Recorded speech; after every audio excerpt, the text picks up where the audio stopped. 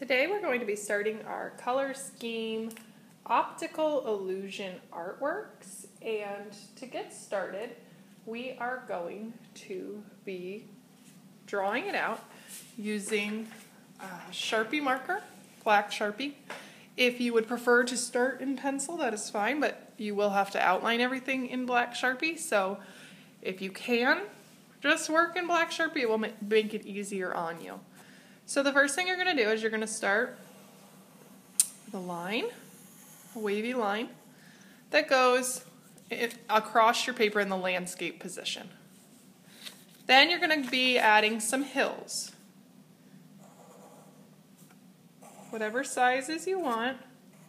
This looks very similar to one of the Zentangle doodles that I showed you in our last project, except it's going to have a little bit of a different spin on it.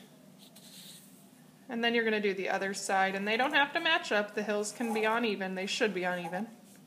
Some of them can be bigger, some of them can be smaller. And then once you finish the original set of hills, I would just focus on one side at a time. So one side of my line and then come to the other side later.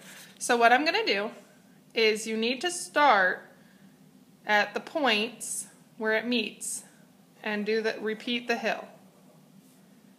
The line should never go over any of the other hills or go through other hills.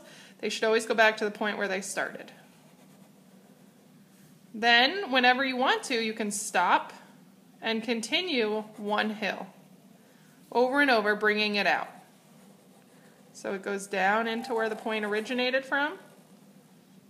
Very important that it doesn't cross over the lines.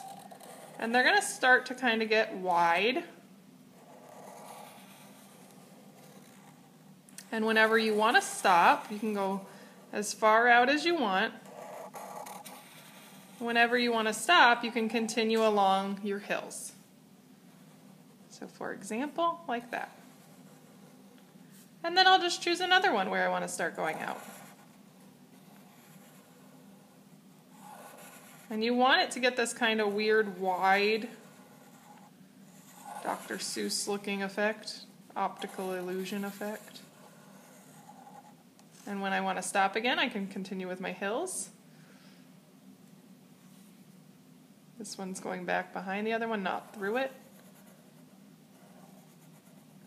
And then I'm going to go back to the beginning again and start from there, deciding where I want some to go out. So I think I'll actually go ahead and make this one go out.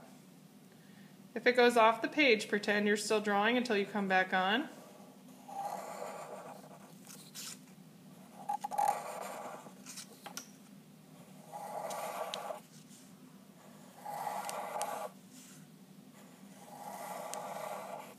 If I run into the other one, I can just stop and continue drawing after I jump it.